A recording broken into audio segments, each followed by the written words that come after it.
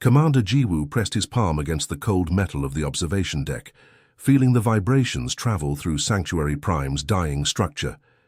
Each tremor meant another piece of their world was being torn away by the hungry creatures outside. The Devourers had been circling their fortress moon for 6 months now, slowly eating away at everything the Kithra had built over thousands of years. Through the transparent aluminum viewing port, Jiwoo could see the enemy ships moving like massive sea creatures in the darkness of space. They weren't really ships at all, but living things the size of cities, with tentacles that could crush a battleship and mouths that opened to reveal rows of grinding teeth. The Devourers had evolved to consume entire civilizations, and they were very good at their job. "Commander, the Eastern Shield generators are failing," called out Sub-Commander He-jin from her station. Her voice carried the weight of exhaustion that had settled over all of them. Once her skin would have glowed bright blue when she was excited or worried. Now it barely flickered, like a candle about to go out. Jiwoo turned away from the window and walked across the bridge. His people moved around him with the same elegant grace they had always possessed, but something fundamental had changed. Where once there had been hope in their movements, now there was only the mechanical precision of those who knew they were already dead. The bridge itself told the story of their long struggle. Beautiful crystalline control panels, grown rather than built, now showed cracks and dark spots where the organic circuits had begun to die. Emergency lighting cast strange shadows across walls that had once pulsed with life. This was what remained of a civilization that had once built cities among the stars and written poetry in languages made of light. "How long can the Eastern generators hold?" Jiwoo asked, though he already knew the answer would not be good. "Maybe 2 days, sir, 3 if we're lucky." He-jin's fingers danced over her controls, trying to squeeze every last bit of power from systems that were centuries old. The Devourers have been focusing their feeding tentacles on that section since yesterday. Through the floor, Jiwoo could feel another section of their outer shell being digested. The Devourers didn't just destroy, they consumed everything and turned it into more of themselves. Every piece of Kithara technology they absorbed made them stronger and more intelligent. It was the perfect strategy for a species that had decided to eat the galaxy. "What about evacuation pods?" asked Tactical Officer Min Jun from his station near the weapons console. He was young for a Kithara, barely 300 years old, and still believed there might be somewhere to run.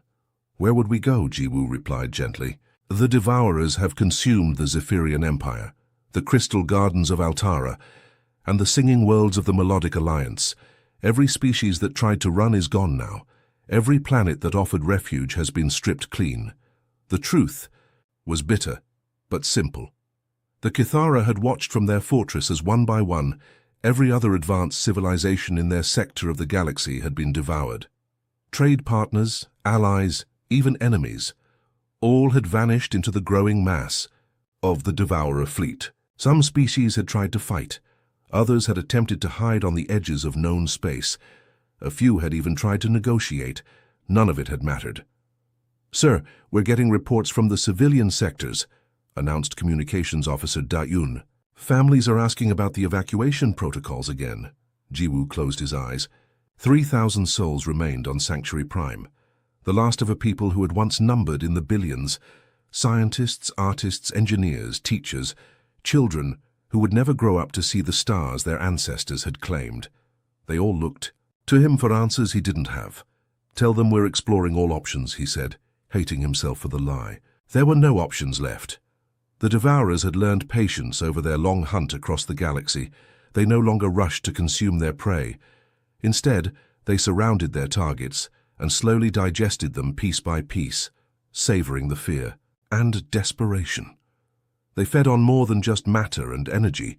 They seemed to enjoy the psychological torture of watching civilizations die slowly. Jiwoo walked to the ancient communication array at the center of the bridge.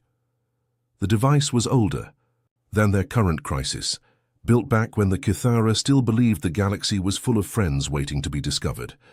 Its crystalline matrix could send messages across vast distances, though it required enormous amounts of power they could barely spare.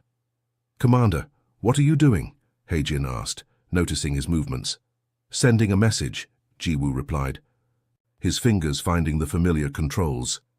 One last transmission to anyone who might be listening. He activated the deep space transmitter, feeling the power drain from their already weakened systems. The message would travel far beyond their local sector, carrying the story of the Kithara and their final stand. Maybe someone would remember them. Maybe somewhere in the vast darkness of space, another species would learn from their fate. As he composed the words, Jiwoo didn't expect an answer. The galaxy had proven itself empty of heroes. Captain Minho was reviewing supply reports in his quarters aboard the Horizon when the ship's alarm system cut through the quiet hum of deep space travel. He'd been expecting another boring week of patrol duty along the Outer Rim territories, checking shipping lanes and making sure pirates weren't bothering the cargo haulers. 3 days into their routine mission, nothing unusual had happened except for Ensign Taemin accidentally flooding the mess hall with cleaning foam. "Captain, to the bridge," came Lieutenant So-young's voice over the intercom, and something in her tone made Minho drop his coffee cup and run. The bridge was buzzing with activity when he arrived. So-young was hunched over her communications. "Station." Headphones pressed tight against her ears, while the translation computers worked overtime trying to make sense of whatever she'd picked up. The main view screen showed nothing but empty space and distant stars, but the sensor readings told a different story. "Report," Minho said, sliding into his command chair. "Sir, we've intercepted a transmission from the restricted zone." So-young said, her fingers flying over the controls.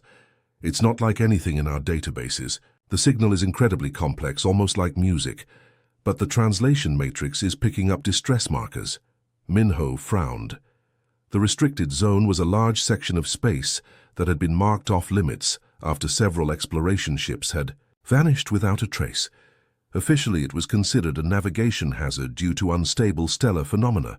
Unofficially, there were rumors of something much worse lurking in that darkness. "Let me hear it," he ordered. So-young routed the audio through the bridge speakers, and immediately everyone stopped what they were doing. The sound was hauntingly beautiful, like whale songs mixed with crystal chimes. But underneath the melody was something that made every human on the bridge feel cold. It was the sound of someone calling for help with their last breath. "The translation is still rough," So-young said, "but I'm getting words like final stand, 3,000 remaining, and the devourers consume all. Sir, this isn't just a distress call, it's a goodbye message." Navigation Officer Jae-hyun looked up from his station. "Captain, that signal is coming from deep inside the restricted zone. If we investigate, we'll be violating about 12 different regulations." Minho stared at the readings on his screen. Protocol was clear. They should report this to Fleet Command and wait for orders. That was the safe thing to do, the smart thing to do. But the desperation in that alien voice cut through every rule and regulation like a knife. "Chief Engineer Dongmin, how's our fuel situation?" he asked. "We've got enough for a quick jump into the zone and back out, sir," Dongmin replied from his engineering station. "But if we run into trouble, we won't have much room for extended maneuvering." "Weapons status?" "All systems green, Captain," reported Tactical Officer Sung-ho, "though I should mention that our armament is designed for dealing with pirates and smugglers, not whatever made that entire sector off limits." Minho made his decision. "Set course for the signal source, maximum speed." The Horizon was a small ship by military standards, built for patrol duty rather than exploration or combat. She had decent shields, adequate weapons, and a crew of 28 humans who had signed up to keep the peace in civilized space. None of them had expected to go charging into the unknown to answer an alien distress call.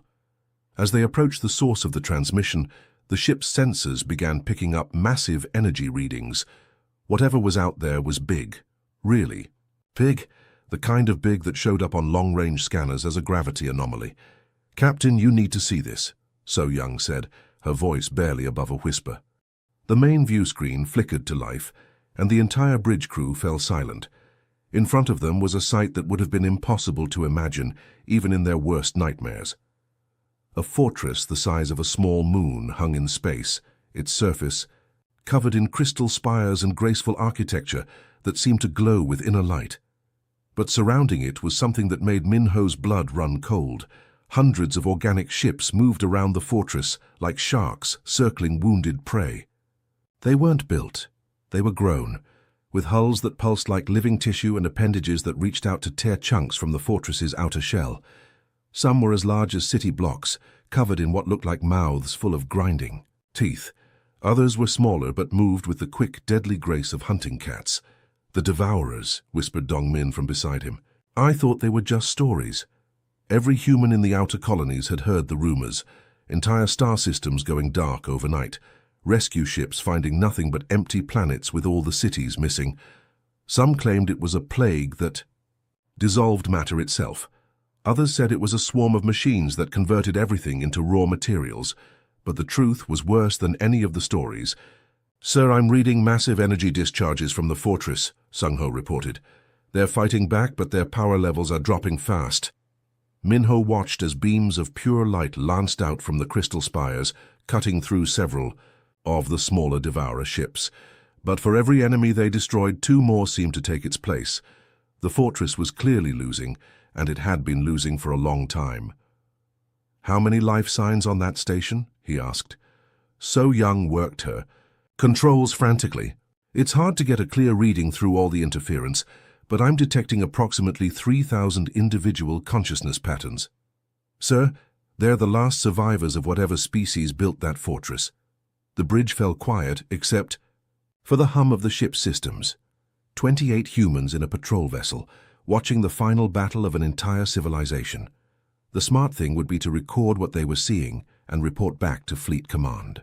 Let the politicians and admirals decide what to do about it. But as Min-Ho watched another section of the beautiful fortress crumble under the relentless assault, he knew there wasn't time for smart decisions.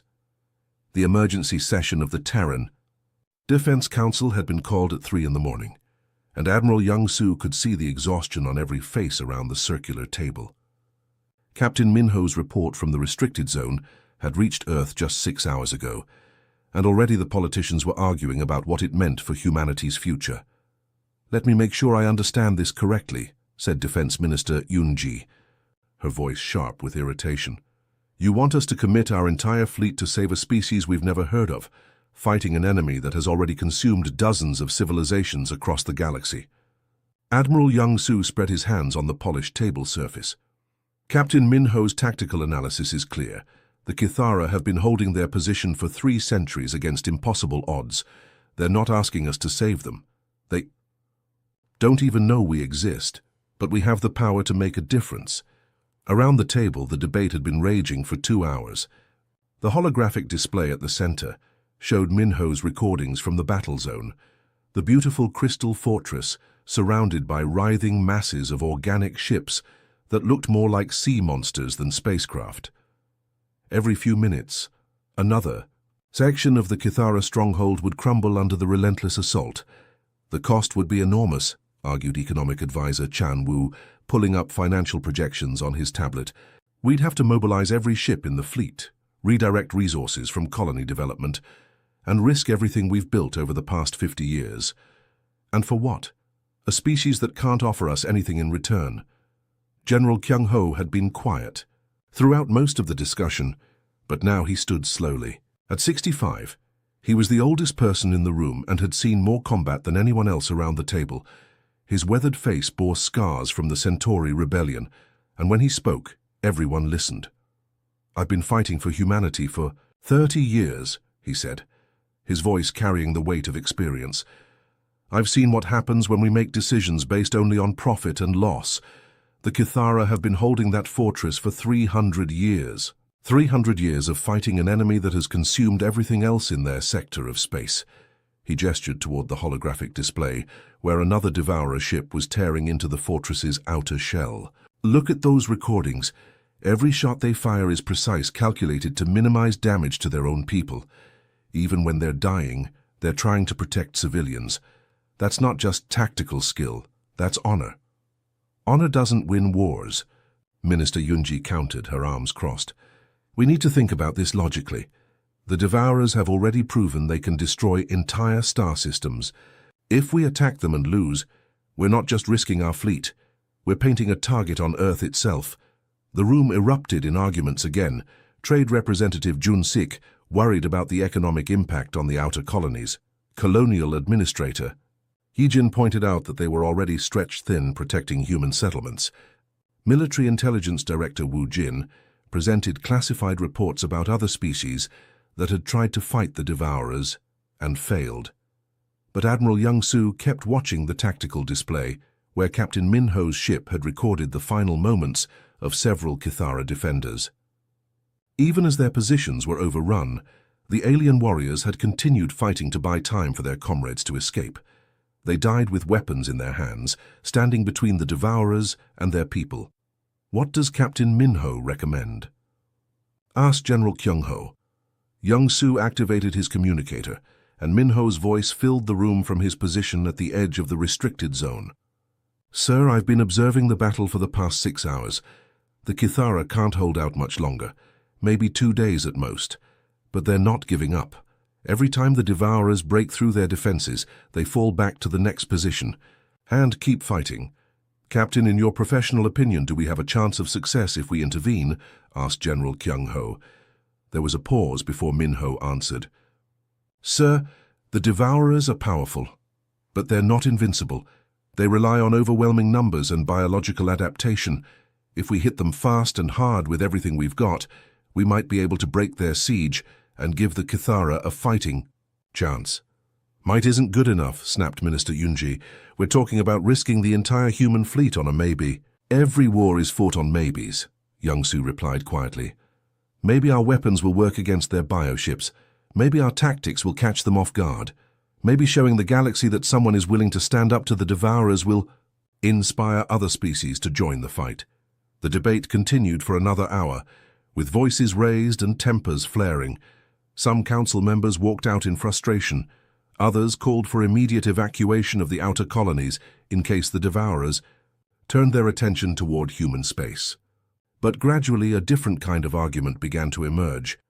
Lieutenant Colonel Soo Jin from the Marine Corps spoke about the oath every military officer took to protect the innocent. Ambassador Kite mentioned the fundamental principles that had guided humanity's expansion into space: cooperation, exploration, and the defense of those who couldn't defend themselves. Even some of the politicians began to shift their positions as they considered what it would mean for humanity's reputation if they abandoned the Kithara to die alone. "We have to ask ourselves what kind of species we want to be," said General Kyung-ho finally. "Do we want to be the ones who watched a civilization die because it wasn't profitable to save them? Or do we want to be the ones who stood up when it mattered?" The final vote was called at dawn. 12 members of the council voted to mobilize the fleet and intervene in the battle for Sanctuary Prime. 10 voted against it, arguing for a more cautious approach. 1 abstained, saying the decision was too important for politicians to make. Admiral Young-soo looked around the table at the exhausted faces of humanity's leaders. "The motion passes. We're going to war." As the council members filed out to begin preparations, Minister Yunji stopped beside Young-soo's chair. "I hope you know what you're doing, Admiral. If this goes wrong, it won't just be the Kithara who pay the price." "If we do nothing," Young-soo replied, "we'll pay a different kind of price. The kind that keeps you awake at night for the rest of your life." Within hours, every human military base in known space received the same order: prepare for immediate deployment to the restricted zone. Humanity was about to discover what it truly meant to stand with the forgotten. The space around Sanctuary Prime lit up like a fireworks display as 200 human ships materialized from hyperspace. Captain Min-ho watched from the bridge of his flagship as the massive Devourer biofleet turned toward this new threat, their organic hulls pulsing with confusion and rage. The timing couldn't have been more perfect or more terrifying. "Sir, the Kithara fortress shields just went down completely," reported Communications Officer So Young, her voice tight with tension. "I'm reading massive hull breaches across their outer sections." Through the main view screen, Min-ho could see the crystal spires of the alien fortress flickering like dying candles. Chunks of beautiful architecture were being torn away by devourer-feeding tentacles the size of subway trains. After 3 centuries of siege, the Kithara were finally losing their last stronghold. "All ships, this is Admiral Young-soo," came the voice over the fleet communication channel. "We didn't come this far to watch these people die. Battle formation. Alpha 7. Hit them fast, hit them hard, and don't give them time to adapt. Minho's destroyer Horizon led the first attack wave, diving straight toward the largest concentration of Devourer ships. Behind him came cruisers, frigates, and fighter squadrons, everything humanity could spare for this desperate gamble. The enemy bioships were already turning to face them, mouths opening to reveal rows of grinding teeth and weapon pods that looked like infected organs. "Weapons free!" Minho shouted. "Target the big ones first!" The first salvo of human missiles streaked across space like angry meteors. Unlike the elegant energy weapons the Kithara had been using, human ordnance was designed for one purpose: to blow things up as efficiently as possible. The warheads punched through Devourer bio-armor and exploded deep inside their living hulls, causing massive internal damage that the creatures had never experienced from their previous prey. "Direct hits on targets 7 through 12, called out Tactical Officer Sung-Ho. "Sir, their regeneration systems can't keep up with the explosive damage." But the Devourers weren't helpless. Massive tentacles lashed out from the bioships, trying to grab human vessels and crush them like tin cans. Acid sprays ate through hull plating, and some of the larger creatures began launching living projectiles that attached themselves to human ships and started boring through the armor. That's when the Kithara joined the fight in earnest. From the damaged fortress came beams of pure light, more precise than any human weapon could ever be. Where human missiles caused explosive destruction, Kithara energy weapons carved through Devourer hulls with surgical precision, targeting nerve clusters and vital organs that the aliens had learned about over 3 centuries of desperate combat. "This is Commander Jiwoo of the Kithara Defense Force," came a voice over the communication channels, speaking perfect English thanks to the translation matrix. "Unknown vessels, we are grateful for your assistance. Transmitting tactical data on Devourer weak points. Information flooded into the human fleet's computers. Detailed breakdowns of Devourer biology, optimal targeting solutions, and attack patterns that the Kithara had developed through centuries of fighting." Suddenly, human weapons became 3 times more effective as they learned exactly where to hit their grotesque enemies. Lieutenant Hyun-woo led Red Squadron through a formation of medium-sized Devourer ships, his fighters weaving between tentacles and acid sprays like they were dancing. "Red Leader to all fighters, follow the Kithara attack patterns. They know how to hurt these things." The Kithara had their own small fighters, graceful crystal ships that moved like birds through the chaos of battle. Where human pilots relied on speed and firepower, the alien pilots fought with an elegance that was almost artistic. But when the 2 squadrons began working together, something magical happened. Human fighters would charge straight at Devourer ships, drawing their attention and forcing them to expose their weak points. Then Kithara pilots would sweep in from unexpected angles, their precise energy weapons striking exactly where it would cause maximum damage. The combination was devastating. "Holy hell," breathed Chief Engineer Dongmin from his station on the Yai. "Horizon. Look at that coordination. It's like they've been fighting together for years." On the main view screen, a massive Devourer bioship, easily the size of a human battlecruiser, was being systematically taken apart by a combined human Kithara assault. Human missiles blasted away its armor plating, while Kithara energy beams severed the nerve connections that held its organic components together. Within minutes, the creature was drifting dead in space. But the most amazing moment came when one of the largest Devourer ships broke through the human formation and headed straight for the crippled Kithara fortress. Its massive feeding mouth was already opening, preparing to consume the last remnants of an entire civilization. "All ships converge on the big one," Minho ordered, but he knew they wouldn't be fast enough. That's when every remaining Kithara defense platform opened fire at once. Beams of energy so bright they hurt to look at lanced out from the dying fortress, while human ships poured everything they had into the monster's flanks. The combined assault was so intense that space itself seemed to bend around the target. The Devourer ship tried to regenerate, its biomass flowing to repair the damage, but there was too much destruction happening too fast. With a sound that somehow carried through the vacuum of space, a death scream that registered on audio sensors, the creature broke apart into drifting chunks of organic matter. For the first time in 300 years, the Devourer fleet began to retreat. "Sir, we're getting energy signatures from across the system," So Young reported, excitement creeping into her voice. "The remaining Devourer ships are pulling back to regroup positions." On Sanctuary Prime, Commander Jiwoo stood in his damaged command center, watching these unknown humans risk everything to save his people. Some of the human ships had taken terrible damage. He could see hull breaches and failing systems on several vessels. But they kept fighting, throwing themselves between the Devourers and the fortress without hesitation. Who are these humans? He wondered aloud, his bioluminescent skin finally beginning to glow with something other than despair. The battle was far from over, but for the first time in centuries, the Kithara had allies. The Devourer homeworld was nothing like anyone had expected. Captain Minho stood on the bridge of the combined fleet flagship, staring at what could only be described as a nightmare made real. The entire planet was alive, a massive sphere of writhing organic matter that pulsed with a sickly green light. Tentacles the size of mountain ranges stretched out into space, while the surface crawled with activity that hurt to look at directly. "My God," whispered Chief Engineer Dongmin from his station.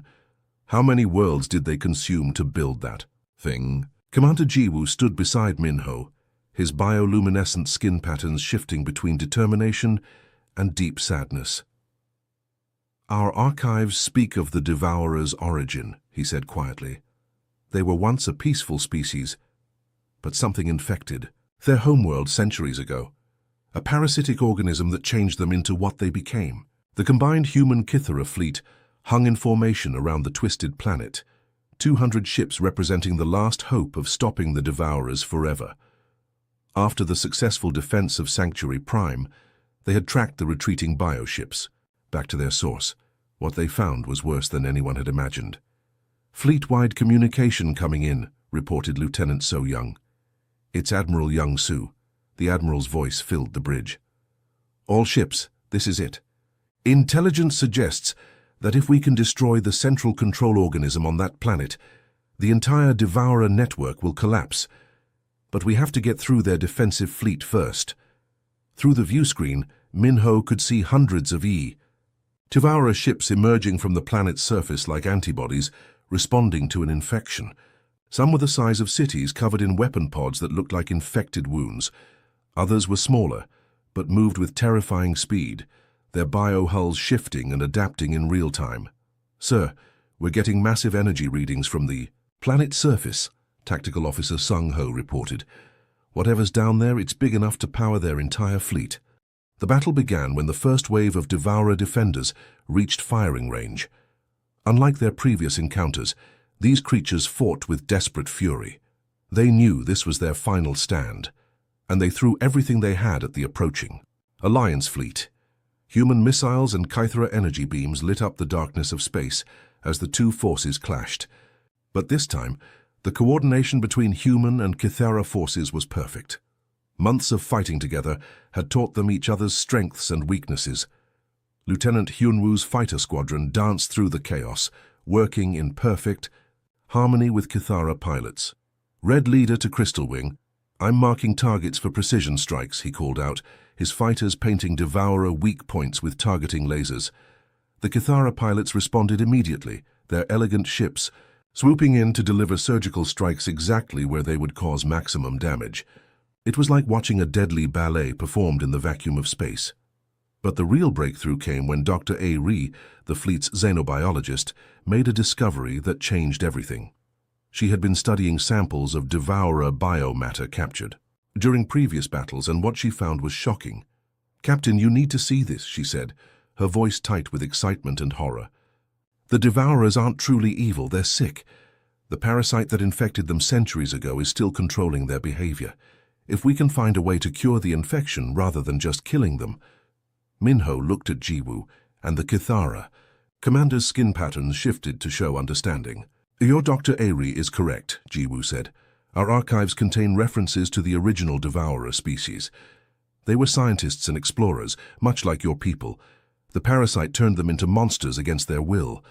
The combined fleet fought its way through the Devourer defenses, But instead of targeting the planet for destruction, they began a careful descent toward the surface.